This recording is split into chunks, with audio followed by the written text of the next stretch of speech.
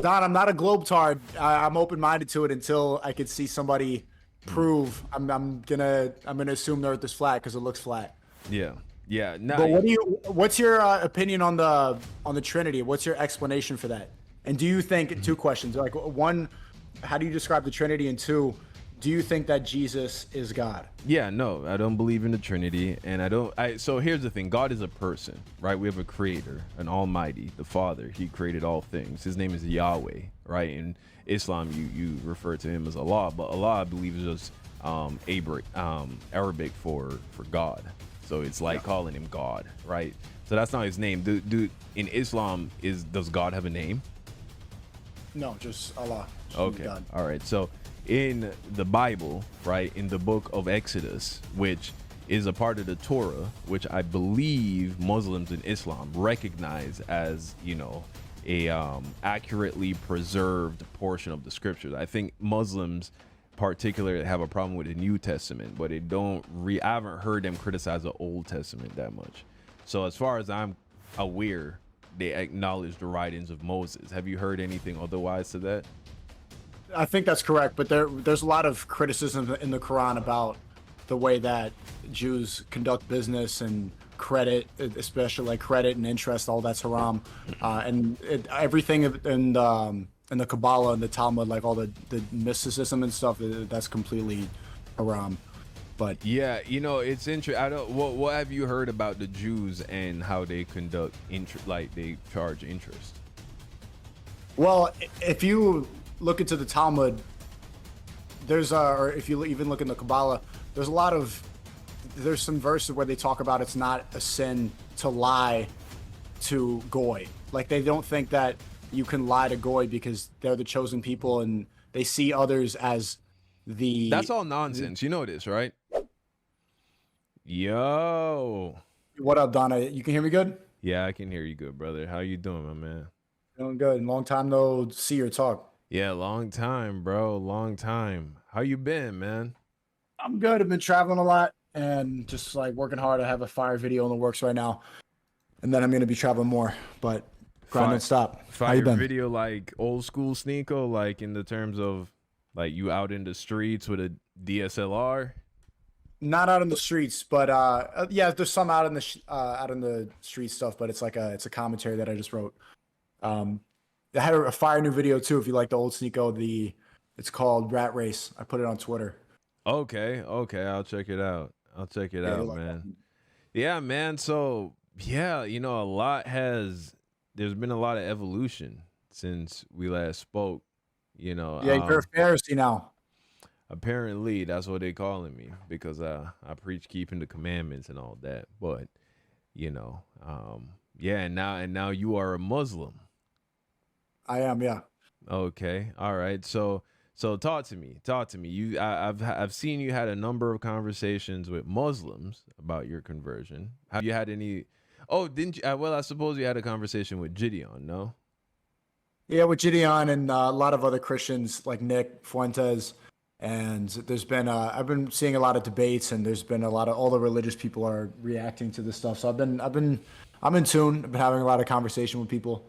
Okay. All right. Yeah. So I mean, I'm not here to debate you or anything like that. So I mean, just tell me.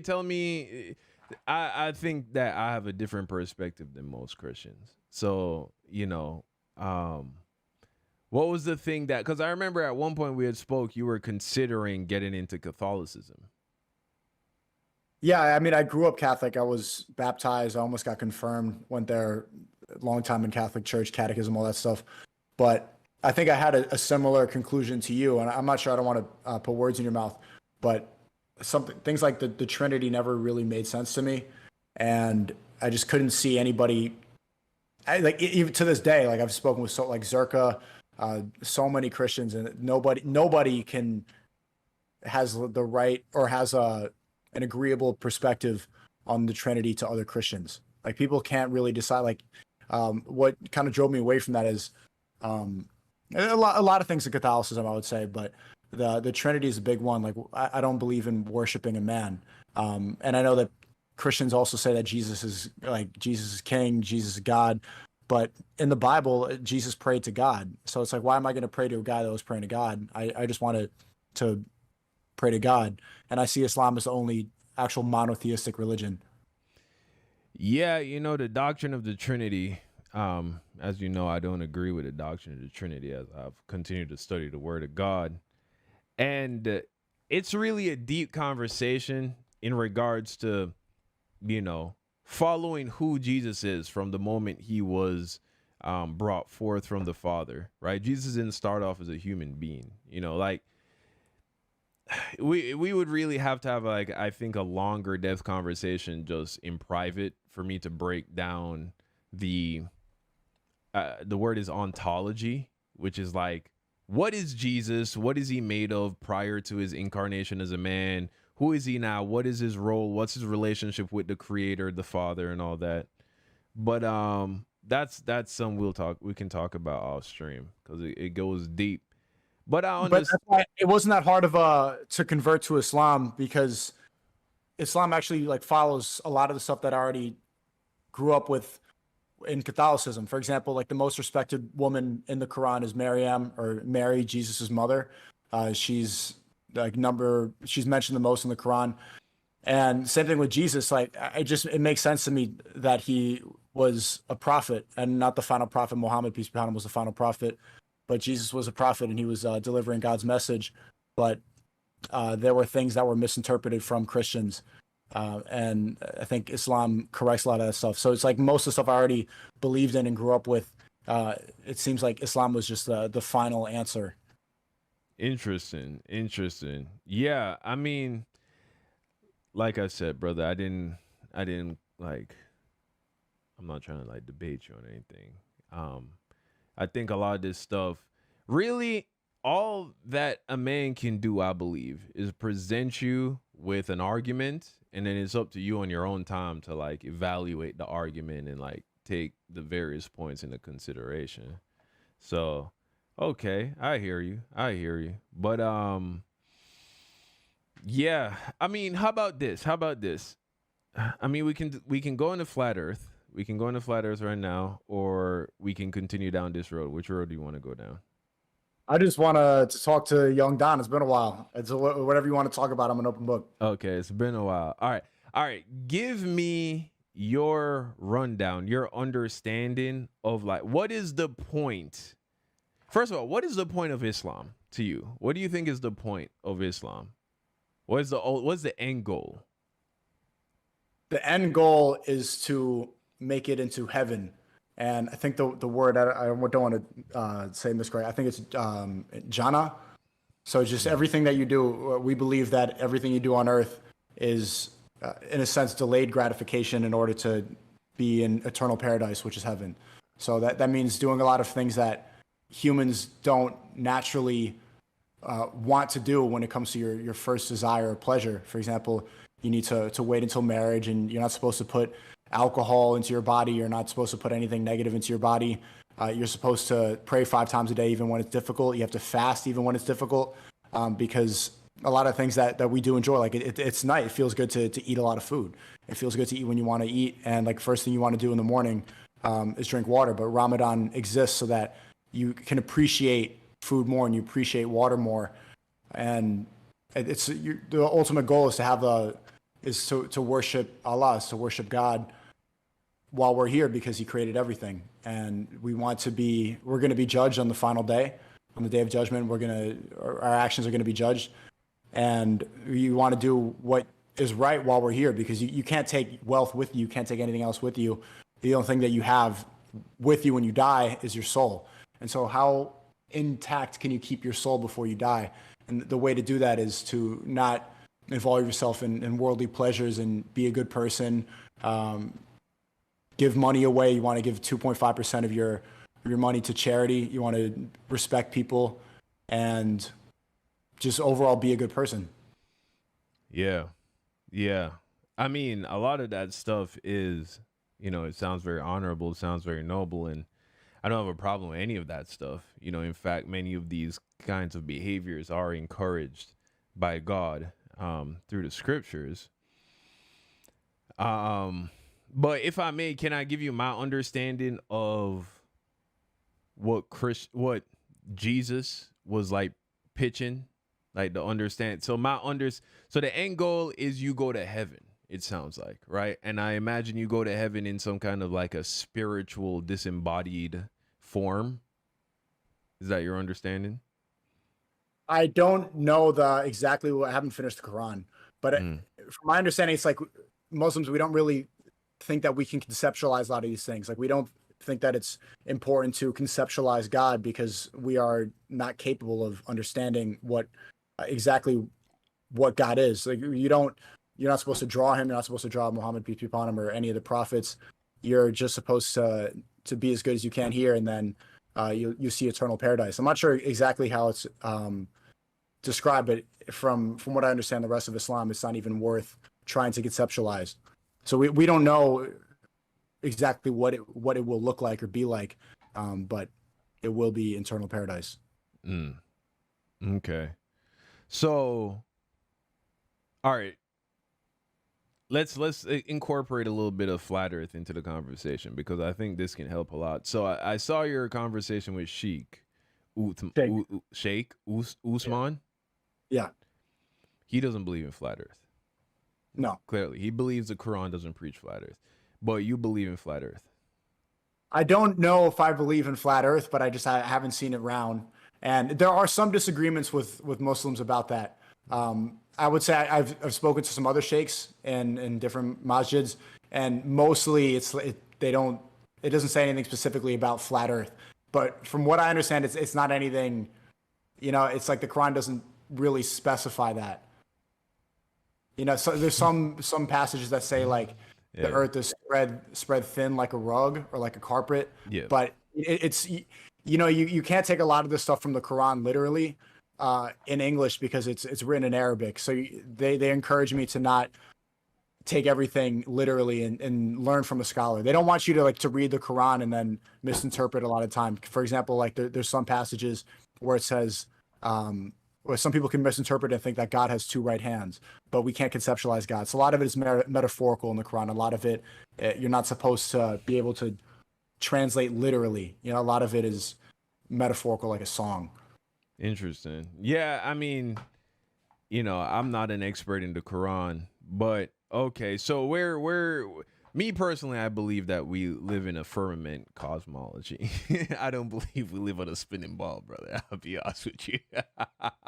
I don't believe we live on a spinning ball, man. I believe there's a firmament above. Now, of course, this is primarily due to, this is just what the scriptures preach, right? The Bible in the book of Joshua teaches us that there was a day where God had the sun stand still for 24 hours, right? This is clearly not a metaphor. It's clearly not an analogy. It's clearly like attempting to be like a historical event being documented. There was a point in time where the sun stood still in the sky for 24 hours. This is impossible on a spinning ball model of the earth. All you got to do is YouTube what would happen if the earth stopped spinning. There've been countless of like physics and science channels that have made like models of that happening. The earth would be absolutely destroyed. For the earth to come to a complete standstill, there would be tsunamis, hurricanes, earthquakes, tornadoes. It would just completely rip the earth apart. No one would survive that. And of course, then there's the subsequent making the earth respin again, which would cause the same event to happen all over again. So most certainly, if the sun stopped, God would have also had to break multiple rules of physics to like sustain that, just for the sake of the Israelites having a battle that day. No, what is more likely is, as the scripture clearly says, that he made the sun stop moving, because the sun is a local body locked in one of the several firmament layers, right? And he made it stop and hold in position. That would not have done anything significant to the earth. But anyway, so the Bible preaches, the earth is on foundations, all kinds of things. But beyond that, there's also, have you come across a YouTube channel called Founded Earth Brothers?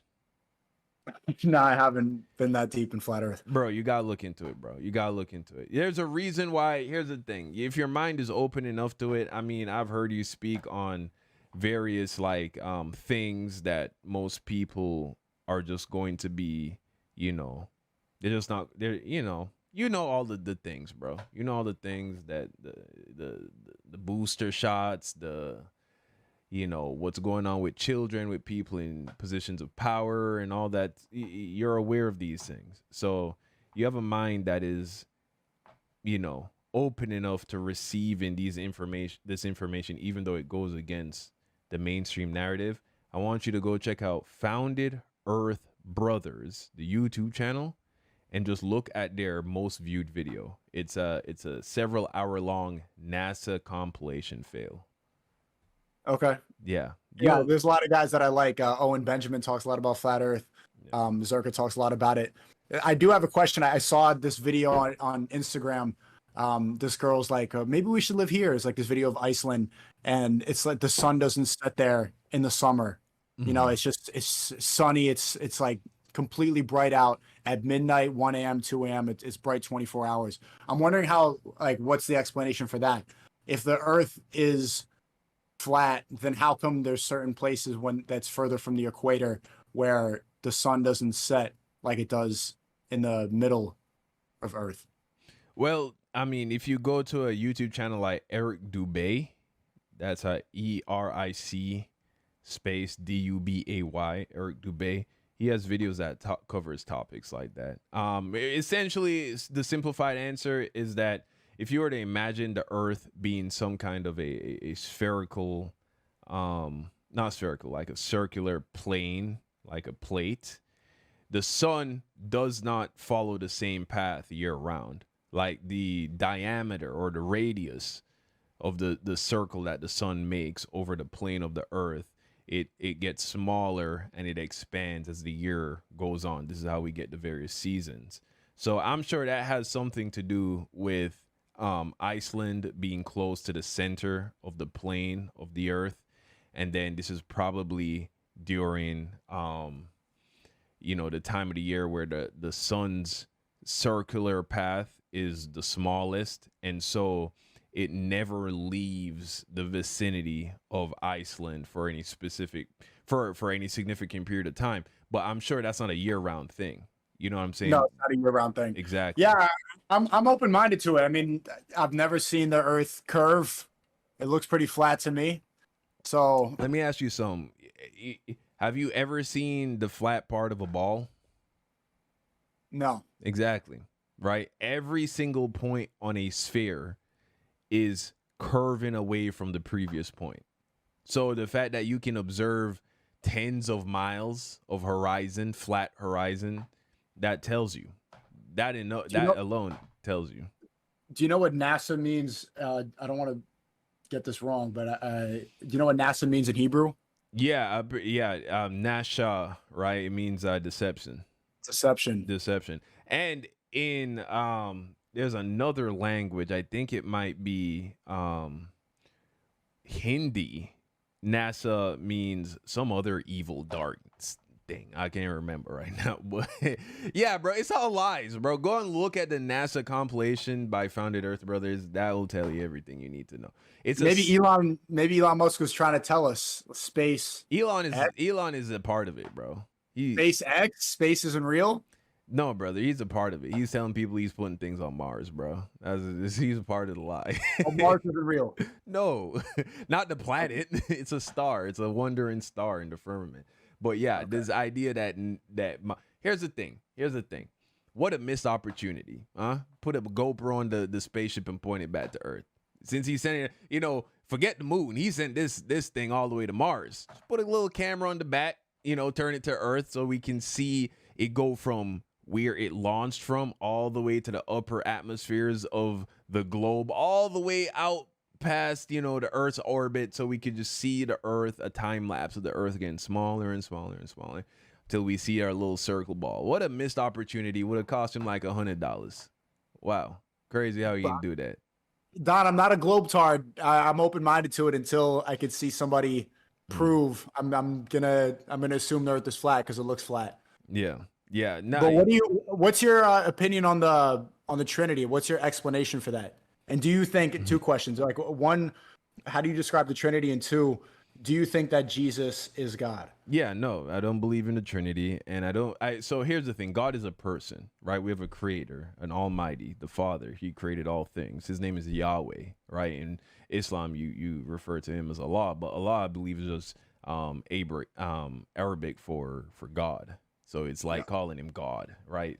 So that's not his name. Do in Islam does God have a name?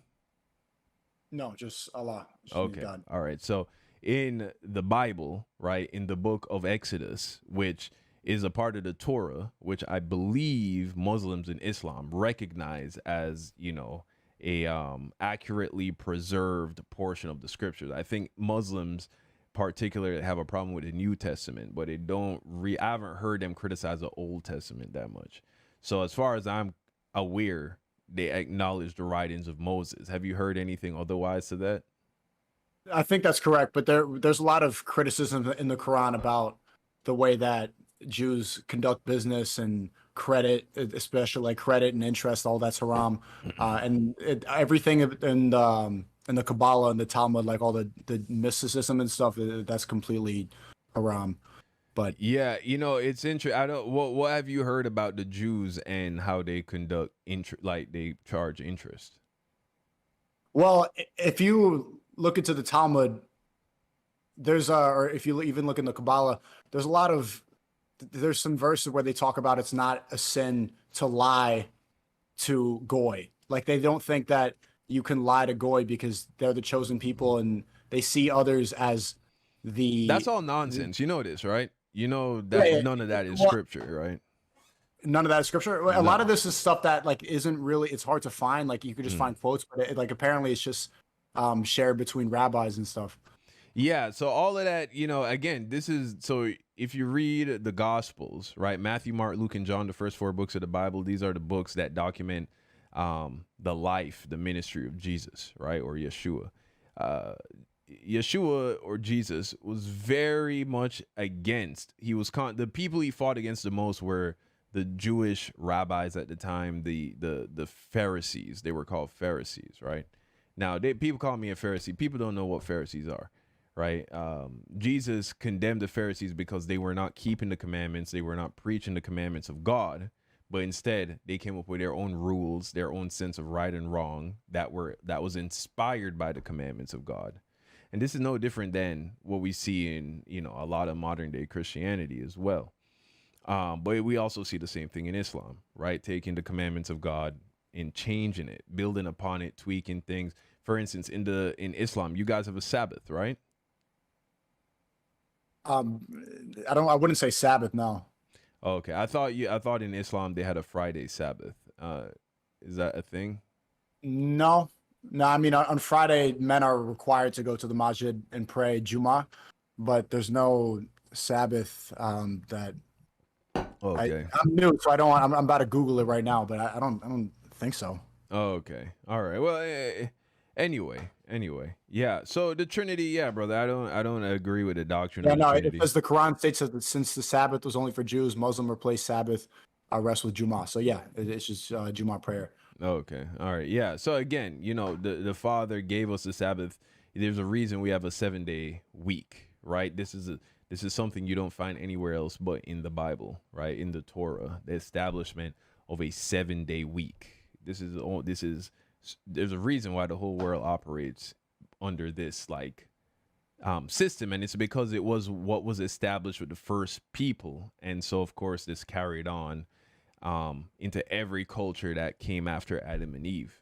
And the seventh day is a Sabbath day, and it's a day of rest. But so yeah, with the Trinity, I don't subscribe to the doctrine of the Trinity, brother. It is not a doctrine that one need the Bible require. The Bible doesn't teach a Trinity. There is not a single verse or a single section in the Bible that attempts to teach the concept of the Trinity. The Trinity is a doctrine that is derived from various verses in the Bible, and people philosophizing, right? They say, oh well, if I understand this verse like this, and I understand this verse like this, and I understand this verse like this, and I combine them together, what you get is the concept of the Trinity.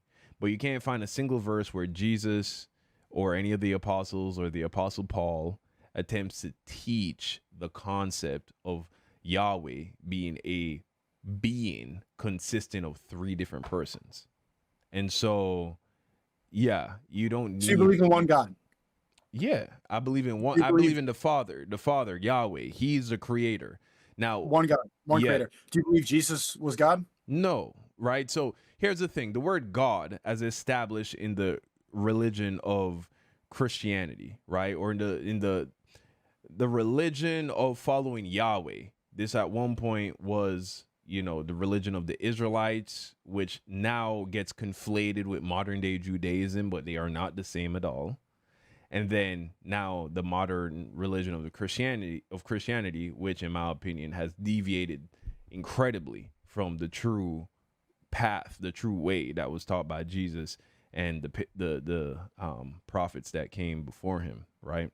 Not to diminish Jesus to solely just being a prophet, as you would hear in Islam, right? A prophet what is a prophet? Is a prophet who's someone who brings the message of God.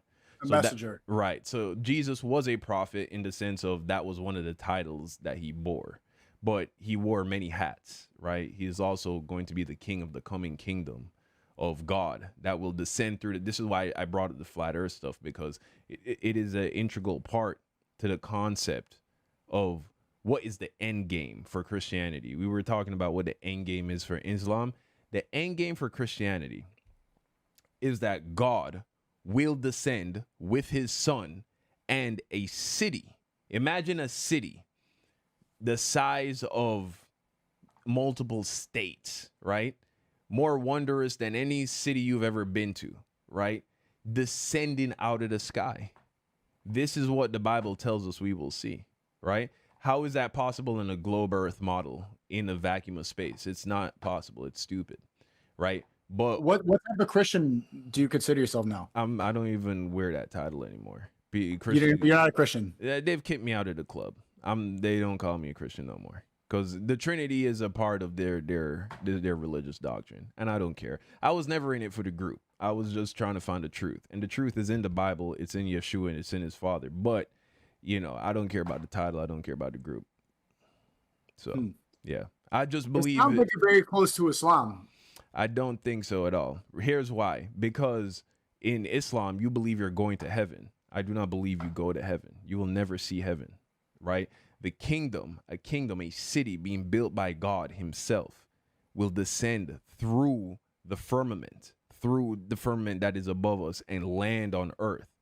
Where on earth? Where on earth? I believe it said it's somewhere between the Euphrates River and somewhere in that Middle Eastern area. I can't remember exactly where, but it's somewhere in proximity to the Euphrates River. It's described as landing. I can look that up for you at another time, but yeah. So we have an actual location. We have an actual size, right? It tells us exactly how large it will be. It's about a little less than half the size of America is the square footage, right, of this city. And so anyway, this city, this kingdom of heaven, will descend down, and Yeshua, Jesus, the Son of God. Now, okay, so here's what I want you to imagine, right? There are different species of beings, right, that make up reality, okay? We have God, right, who is a one of one, Yahweh the Father. Then he created angels. That's another type of being. He also created humans. That's another type of being. He created the animals, the brute beasts of the earth. This is a different kind of being and all that.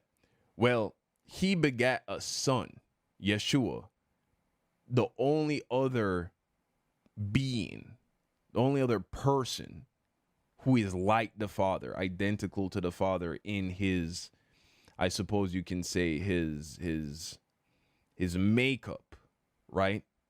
He's identical to the Father in that sense. Like, he's literally the Son of God, but he himself is not God. He is a child of God. He's the offspring of God, right? And he's a prince.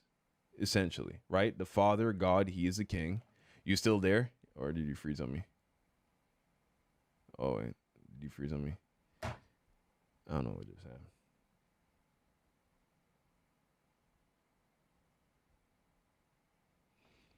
Oh, hold on. Hey, brother. Yeah. Okay. Yeah. Okay. I don't know why I disconnected, but the final being his son. Finish your sentence. Hold on. Hold on. Let me. There we go. All right. Hold on. Yeah. Hold on. Let me. You got me at a cliffhanger. Yeah. So anyway. So the point is, right? Jesus, Yeshua, he is. Let me put you back up on the screen here. He is the son of the Father, right? He is the son of the Father. Now, I don't want to get too deep in it because at this end of the day, all spiritual beings are made of spirit, right? Just as the Father is made of spirit. Um, there are a lot of layers to this, but the point is the Father has a son, just like how you can have a child, SNEAKO. The Father has a son, right? Yeshua. He was born right before the world was created, before this world we live in, this firmament encased world we live in was created. Jesus was brought forth from out of the Father, and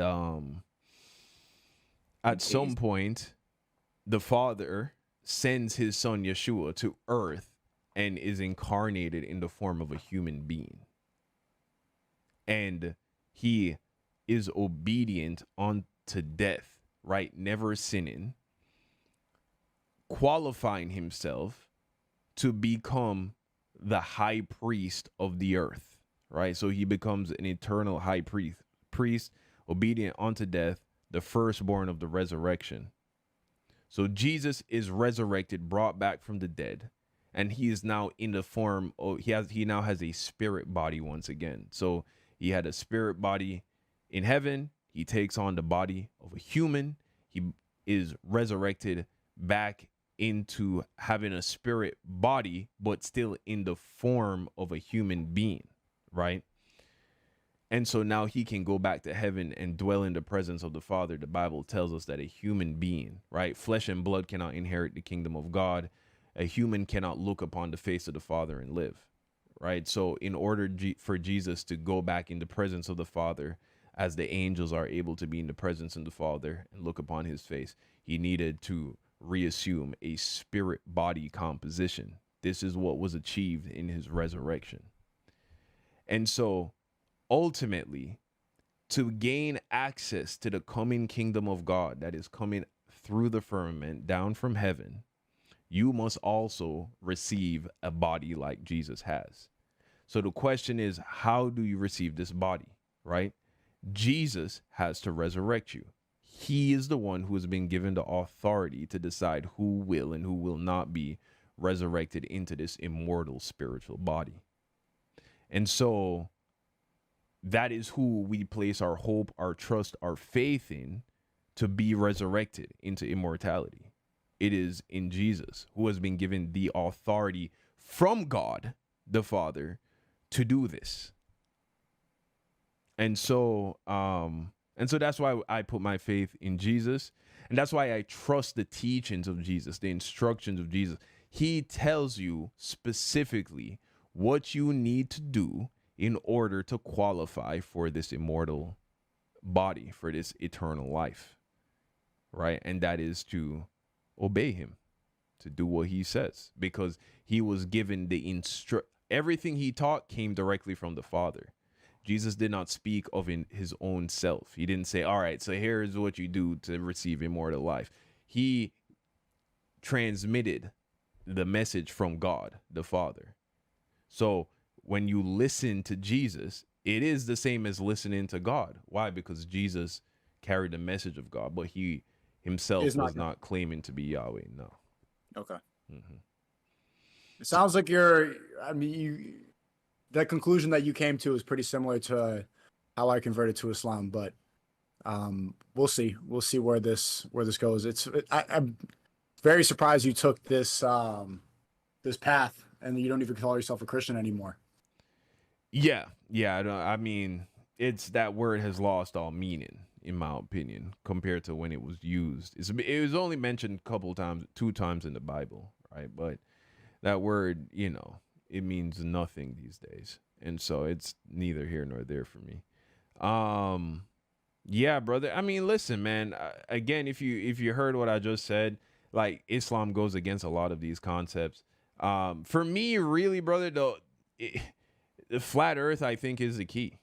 Flat Earth, I do believe, is the key because the Bible and all the various books that have been taken out of the Bible, such as First Enoch, right? This is a book I would highly suggest you look into. It explains more in detail um, how everything is constructed by God. And so anyway, once you come to the realization you don't live on a spinning ball in an infinite vacuum barreling through the nothingness of space, and that you live in a created enclosed system that is being watched over by the Father, now you got to ask yourself which scripture most accurately communicates that. And I mean, it's the Bible. It's the Bible. I mean, as you've heard it yourself, even modern Muslims, they completely disavow, that the Quran even attempts to talk about the earth not being a spinning ball. I don't know if they completely disavow that. It's just that they don't think that, or we don't think that the Quran specifies exactly whether or not the earth is flat or round. It just doesn't really get into the details about that. One thing I do got to give Christians credit for is I think that the next psyop of aliens coming to invade is a way for them to introduce demons under the guise of aliens. That makes sense to me. That this is how they're going to introduce a lot of evil and make people like, whoa, it's going to be on the news. We're going to think it's cool. And we're not going to see it for what it really is. Yeah, brother. I mean, the alien thing is all a lie, clearly. Obviously, there is no space. There is no outer space. That's not a real thing. So yeah. Whether or not they're going to be introducing, I mean, there are plenty of videos I got you to watch, bro. I need for you to watch. There are plenty of videos. I mean, all the links, man. I'll make sure to Yeah. I need stuff to react to on stream once I get back to it. Yeah. But all right, let's talk about that. Let's change conversation a little bit. So how's Rumble been treating you? Rumble's good, man.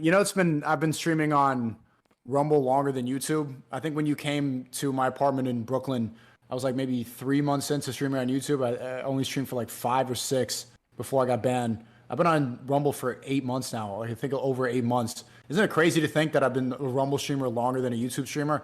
That's good.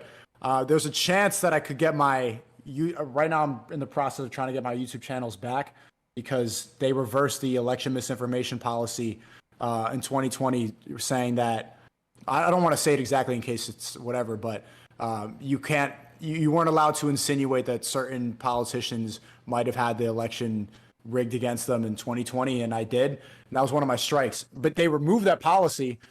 You're allowed to actually talk about that now. So if I get that strike removed, then I would get my channels reinstated. And that would be huge because I really do miss the main channel. I'm in my main channel vibes right now. I'm making some. I would recommend you watch. I'll watch your videos if you watch Rat Race on stream. It's on Twitter and Rumble. The video's fire. But if I get my main channel back, that'd be huge. But we'll see. I don't want to get my hopes up about it because I probably shouldn't. But Rumble's good, and yeah, and talks with other streaming websites. But yeah, I think I survived the cancellation pretty well. I was pretty. Yeah, we were talking when that happened. That was pretty brutal. But I'm still here. Yeah, no, bro. You seem to be doing great, man. You seem to be doing great. And that's dope, man. That is dope that you were able to, muscle through all that. How's your family? How's your new baby? She's good. About to be 2 months. In a few days. And yeah, man, being a dad is cool. You ain't now that you're a Muslim and you see the value of like family and all that from a more, spiritual, more religious point of view. Do you feel like you're any closer to trying to look for a wife and like settle down? Yeah, I just came back from I traveled to Spain. I've been looking. I've been looking, but you got to pick very carefully. That's like one of the biggest traps. You don't want to have kids with the wrong woman.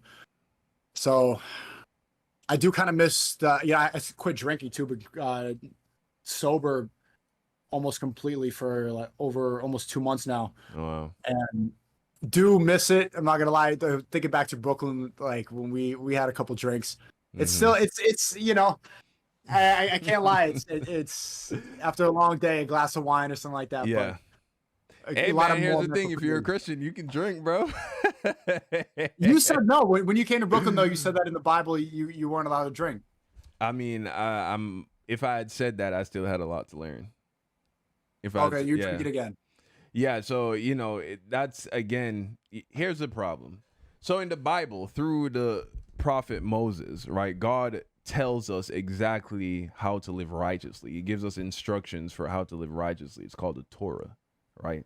And some people say it's this, like they try to put a number on it, say it's 600 something laws and all that, but that's a complete mischaracterization of the God is just instructing us, telling us what is good behavior, what is right behavior. If you borrow something from somebody, this is what you do. If you lend someone money to somebody, do not charge interest. Like, to make them seem as if there are 600 things you have to do on a to-do list every day is just completely false. It's just he breaks down to you, what does it look like to live righteously, right? And modern Christianity has done away with it, right? They have fought for this idea that God's laws have been dissolved by Jesus and replaced with this concept of just love people, right? Love people, and thus you fulfill all the law.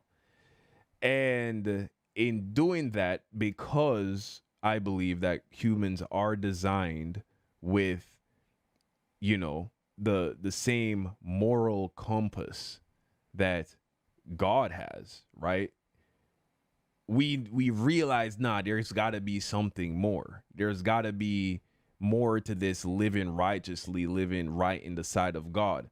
But because we have done away with the instructions he gave us, you have modern Christians coming up with their own new laws, their own new rules, right? And so some sects of Christianity, right? You go to some Baptist churches, they'll tell you you can't drink at all, right? Some denominations such as Seventh-day Adventists, a lot of them will tell you can't drink at all, even though Jesus turned water into wine. They'll read into the scriptures and says, oh, it was just talking about juice. Jesus turned water into grape juice. You know what I'm saying?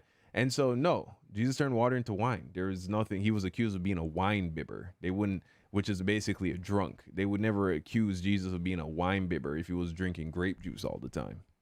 You know what I mean? So it's there's nothing wrong with drinking wine. The sin is being a drunk, right? Being a drunk. How do you know when you're a drunk? When your alcohol consumption causes you to break God's commandments. See, there is no specific commandment on drinking alcohol besides do not fall into drunkenness. Yeah, Well, don't be a drunkard. yeah, exactly. And you're a drunkard when your drinking causes you to break the commandments of God. So if you're able to have your 1 or 2 glasses of wine in the evening and then not turn into a degenerate, then you're good. But if your drinking causes you to become an angry person, a violent person, someone who is given into your lustful desires, you know what I'm saying? It causes you to speak very harshly or unlovingly to people, then hey, you need to pull it back with the drinking, maybe even, not drink at all. But if you're someone who can just chill in the evening, like drink a drink, cut on a TV show, and not turn into an absolute heathen, then there's no problem with that. So yeah. I wish that there was well, no, I talk about it in Rat Race. So I want you to watch that video, but it'd be nice. It'd be nice to be a little bit degenerate once in a while and just like get it out. But you can't do it. But it's better. Yeah, I'm getting a lot more work done. I'm way more optimized, and converting to Islam. It's been, I would say, it's been really good for my mental. There is one thing, I don't know if you read this in the Bible, saying that I've seen verses Sheikh Uthman showed me, like that Jesus would. There's a verse where it says Jesus would pray and put his head to the floor praying to God, and that's pretty much how Muslims pray. You put your face down and Hmm. you touch your forehead to the prayer mat. Have you read that verse? Yeah, I mean, throughout the Bible, you see various people when they are praying. I mean, you got to think about it. When you bow down on the ground, you are physically humbling yourself to the greatest degree.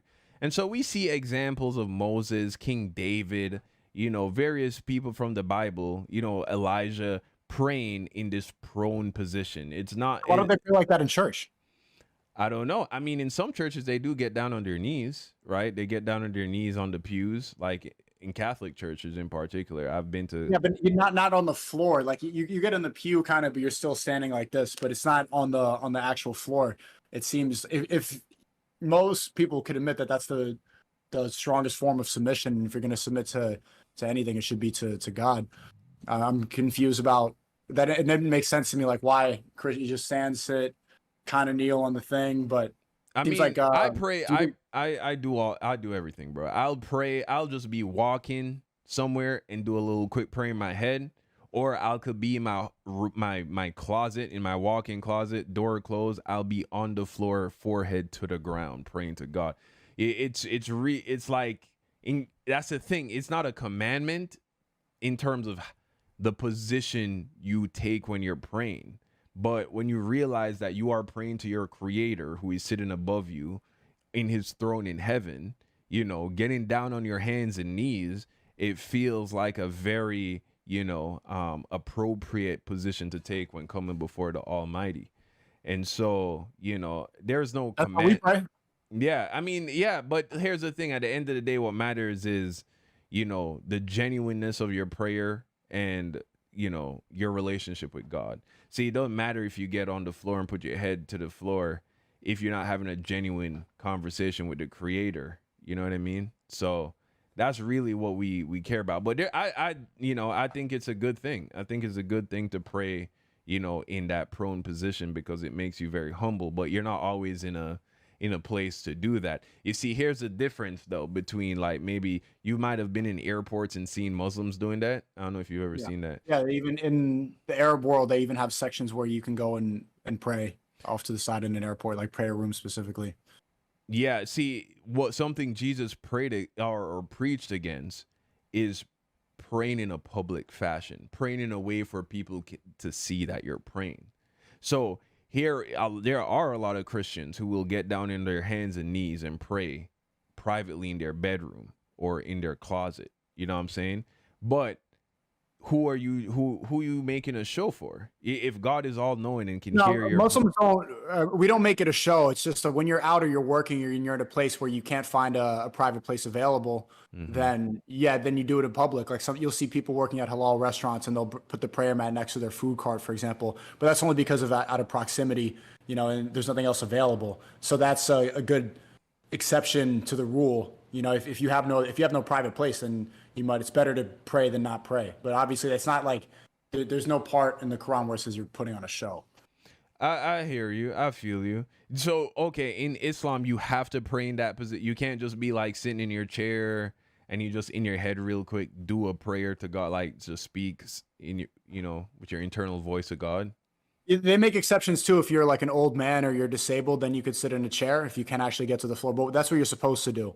Obviously, that was on a plane coming back from Morocco, and the flight attendant was Muslim, and he was, he had no space to get on the floor, so he said a prayer sitting down. But Hmm. that's how you're supposed to pray. Like anything else is just because you don't have the option to. Interesting. Interesting. Yeah. See, that's one thing I would, I think you could make the argument for. I mean, it's subjective at the end of the day, but I think that's something you can make the argument for when it comes to Christians is this idea that, okay, if you're in a public place, if it is a genuine prayer and you do, like, if you do a prayer in your head real quick, right? You're going into something and you just pray to the Father in your head.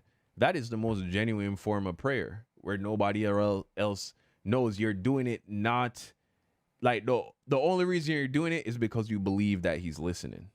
You know what I mean? Because you believe someone's listening, as opposed to, you know, doing it in a more public fashion. So I can see why. I think you're getting pretty caught up on the public fashion thing because maybe that's how you've seen it. I think it's good to pray in your head like that, like if you're walking around. But in Islam, prayer is taken extremely seriously. That's the first thing you're supposed to do after you take your shahada, which is just admitting that Allah is the one true creator and Muhammad, peace be upon him, was a final prophet. After you take your shahada, the most important thing is to get the prayers right. And so there's a lot of things that your prayer won't be accepted. For example, if you just fornicated and you don't clean yourself, then the prayer is not accepted. So like we do this thing called wudu before you pray. If you're dirty at all, like you're supposed to, there's this faucet specifically, you have to clean your feet, clean your hands, clean your mouth, nose, ears. You're supposed to clean everything around, and you're supposed to be completely clean before you pray, so that there's nothing like obstructing your body. There's even like things in the Quran, like you're not supposed to talk, or you're not supposed to get distracted during prayer. You're not supposed to like even like things like pass gas, stuff like that. Like if you can't interrupt that when you're praying. It's just you, and you're just supposed to worship God, and nothing is supposed to interrupt that at all. So cleanliness is extremely important, and being fully focused. And if you're not, then the prayer doesn't count. Yeah. Okay, yeah, no, that's interesting. That's interesting. I was just giving you a different like perspective on like why, there can be a benefit to not doing the whole going prone as a Christian when you look at it from the perspective of, oh, this is just a private like communication between you and God. But I don't have any problem with it. You know what I'm saying? I'm not criticizing, and I'm not suggesting that when Muslims pray in public in prone that they're doing it for the sake of showing other people that they're so religious. You know what I'm saying? I'm not accusing anyone of that in particular. Yeah, I don't think I personally, I don't think Muslims are doing it for that reason. I don't think that's there's nothing that makes it seem like that. I don't think that if they were thinking that while they were praying, it wouldn't be accepted. Yeah. So yeah, it's I'm just giving you, my perspective on the whole prayer posture thing. But okay. And all right, so gone to Spain, looking for a wife. Rumble's treating you good. Okay. All right. Well, and you're telling me that I should react to a rat race. That's your latest. Okay. It's only on Twitter. You say it's also on your Rumble page, right? On Rumble too, yeah. But I'm posting like these the more edited ones on Twitter, because Twitter have a pretty big presence on. It's a good platform right now. The video players are getting better. A couple other things I just came to mind, like prayer and in Islam. What I really like because I'm new to it. Like when you pray in a masjid, you're supposed to like stand shoulder to shoulder with everybody. And I didn't really understand that at first. And it's not even like you're like squishing each other, but your shoulders supposed to be like touching a little bit next to the people there. And it's because you're creating a wall against shaitan. You're blocking the devil from being able to interrupt the prayer. So everyone stands there. And there's other things like just like about the hand positions. You're supposed to keep the hands here. I like it's. I personally have felt like a stronger connection praying in Islam, like a type of connection that I didn't really feel in Christianity. Yeah, I mean, here's the thing. Here's my argument for Christian prayer as opposed to Islamic prayer. Jesus spoke against vain repetitions. He spoke against memorized. Even the Lord's Prayer, I do not believe is this like memorized prayer that we're just supposed to recite. I think God was, was showing us through Jesus how to speak to him. You know what I mean? Like the format.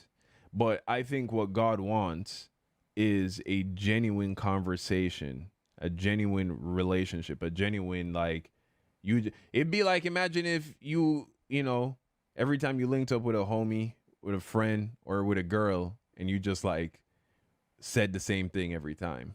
Yeah, I had that apprehension at first too, but as you start getting, because you're supposed to always repeat certain phrases when you pray at the different times of day, but it's not like you're just saying that to Allah. You're reciting the prayer, but in that moment when you're reciting it, that's when you're having the conversation. It's not like you're saying the words.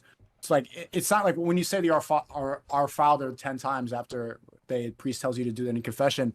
It's not like you're saying that directly, the thoughts that you're having and the connection that you're having, you are having a conversation with God that's separate from what you're just reciting. So even though you're saying things that you repeat every single time over and over again, I felt like when I'm in the masjid praying or when I'm praying at home, that in that moment of repetition, that's when I really see what's going on in my head and what I'm saying to God.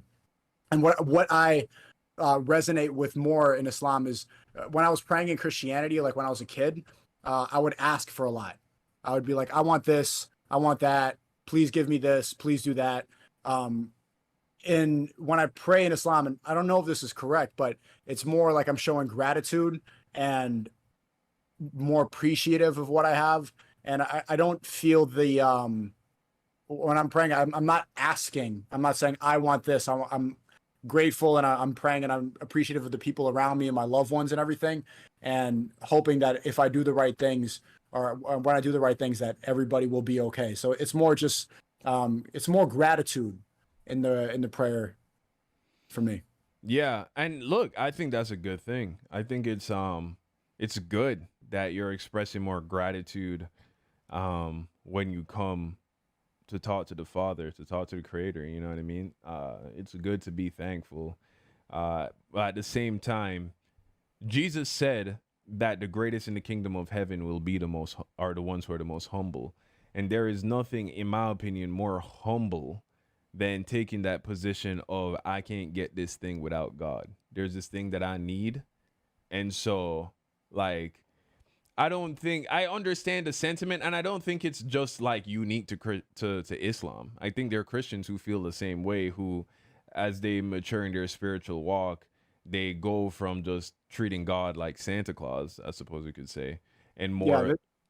maybe that's not in the Bible, but that's the essence that I got from like Christian culture. I would say like people asking God for this, like uh, thinking, yeah, treating it like Santa Claus. But in Islam, you always say something like Inshallah, which means like God will. So like, oh, Don, I'll see you next week, Inshallah. Like God willing, if God allows it, then it Yeah. will happen. But it's not in my hands because He is determined. He determines everything.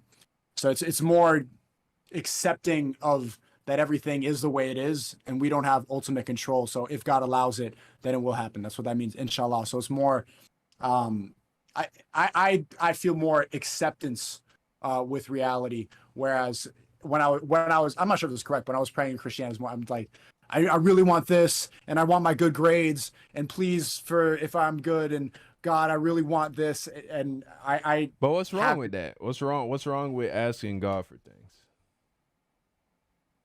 because if God wanted to give it to you, He would. You know, I don't know if asking for it makes it any difference. I just can't conceptualize God being like, well, he prayed really hard, I'll give him a car. You know, it's just like these are a lot of stuff that you pray for and ask for. They're worldly things. And so, like praying for health, for example, like you could pray like I hope I really want I love my if you have a sick grandmother or something, really want her to be okay, and I pray for her, I hope she's okay. But the difference that I noticed it'd be like, God, please heal her, please heal her. Whereas in Islam it's more of an acceptance that it's not in your control. Well, the way how I look at it, and I can appreciate that. I was just looking up this Bible verse right here, right? And it says, James chapter 4, verse 2-3. You want what you don't have, so you scheme and you kill to get it. You are jealous of what others have, but you can't get it, so you fight and wage war to take it away from them. Yet you don't have what you want because you do not ask God for it. And even when you ask, you don't get it because your motives are all wrong. You only want that which will give you pleasure. And so that same sentiment you're expressing is in the Bible. And remember, the Bible was written, the entire Bible is completed hundreds of years. Oh, did I lose you again? I think I might have lost you. Hold on again. Hold on. You still there? Oh, here we go again. Hold on. Yeah, we're back. Okay. Okay, I heard it. I clocked into the stream and I was able to hear what you're saying. Okay. Yeah, I was just hold on, let me here, you turning your camera back on? Yeah. I do got to get going after this. I'm in the middle of a hardcore edit, so I don't want to. For sure. Yeah, we'll just wrap up here. I was just trying to like, share with you that, the Bible was completed hundreds of years before the Quran was written. And Yeah. this same idea, the same sentiment was already found in the scriptures. So the idea that, you're not supposed to add, one, no man knows the future. Two, ultimately you're not supposed to be asking God for things that are only for the sake of pleasure in your flesh. And but the beauty behind asking God for things is acknowledging that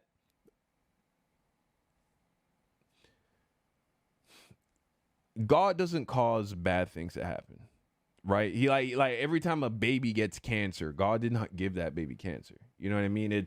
We are the things that are happening today, as I understand it, are a consequence of, decisions that are made by flawed human beings, right? And the domino effect goes all the way back to Adam and Eve. And so these things are playing out, but God being an all powerful being, right? Someone who is able to intervene at his will and change the course. Things could be going down one path, but he has the power and the ability to change the course of things. If based off of genetics, based off of just the way things are working out from a like logical scientific point of view, someone has cancer and they're going to die. This is cancer that, if all things are allowed to play out as they will most logically play out, that person will die.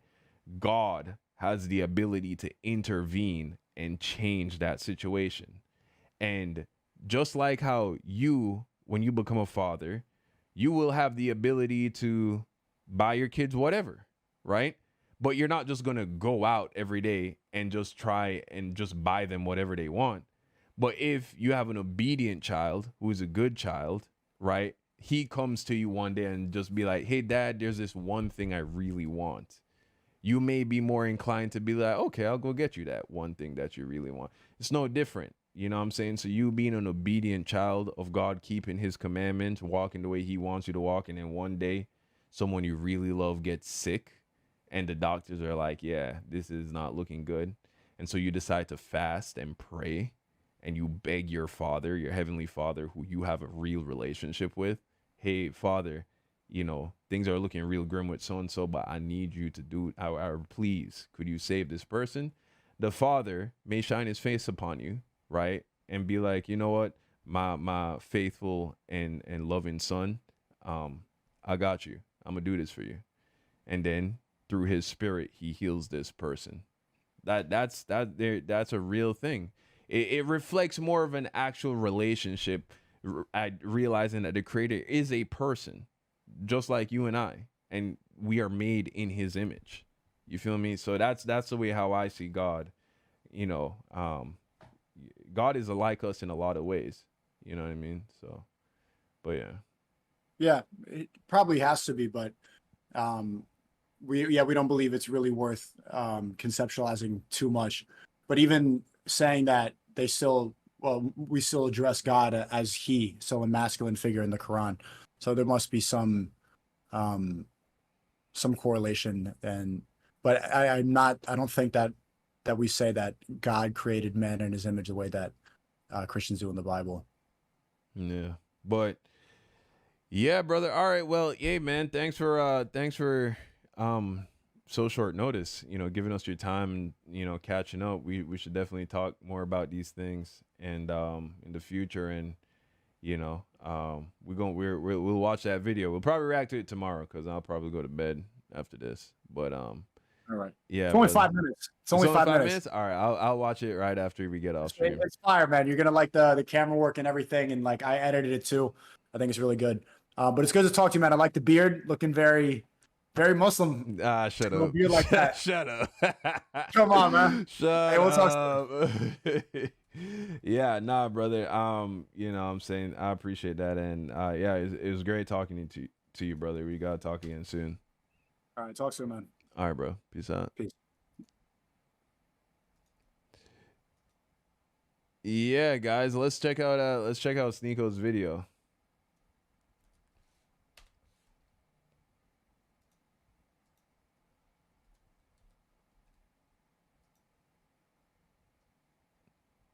Rat Race. This one.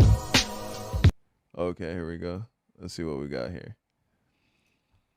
All right, guys, we're going to be reacting to this video by SNEAKO, Rat Race. Let's check it out. This that old SNEAKO right here.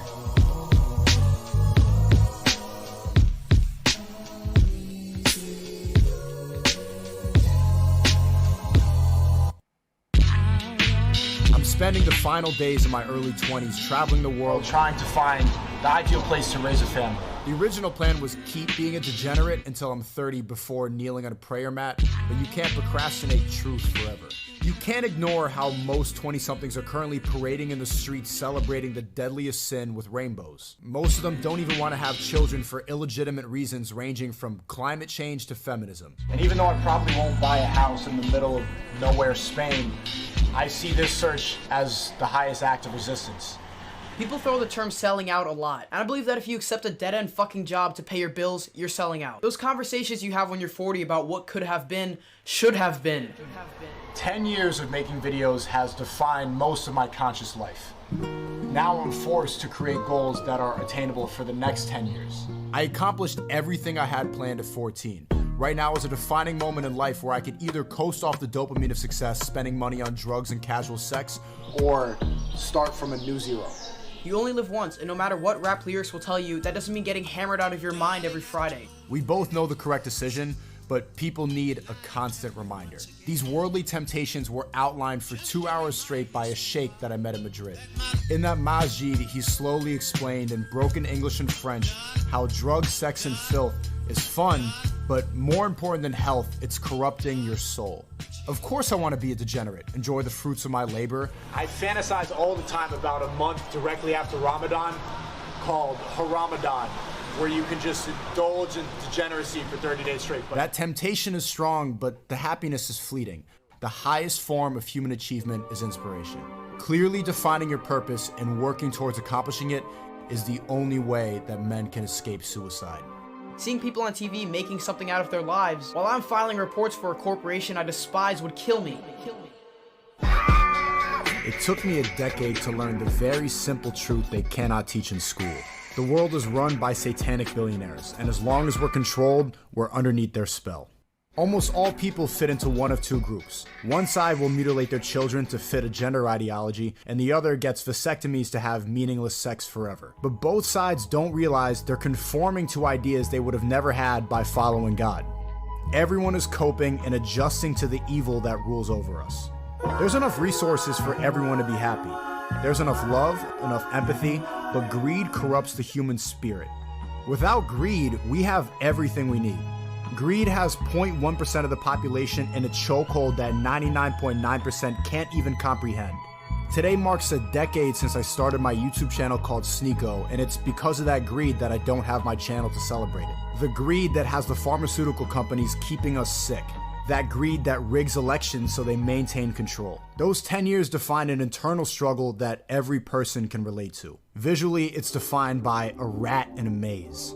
Like everyone, you start the maze looking for a way out, but whoever set it up put up traps with poisonous cheese. Even when the rat discovers the cheese is poisonous because there's carcasses laying all around, it still chooses to eat it from any reason ranging from finances to mental health. When I started the maze playing video games, I had learned freedom of expression.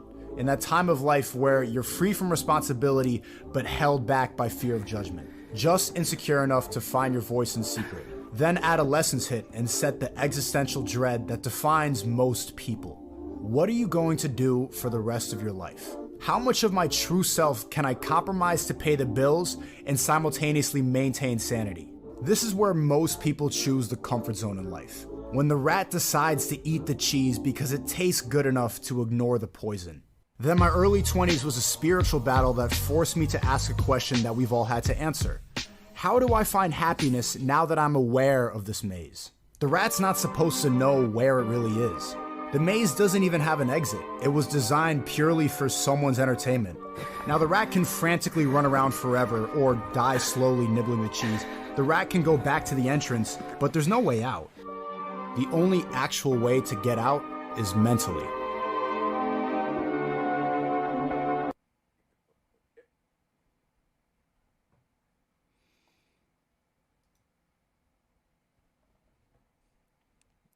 That was real. That was real. Yeah, man. You know, I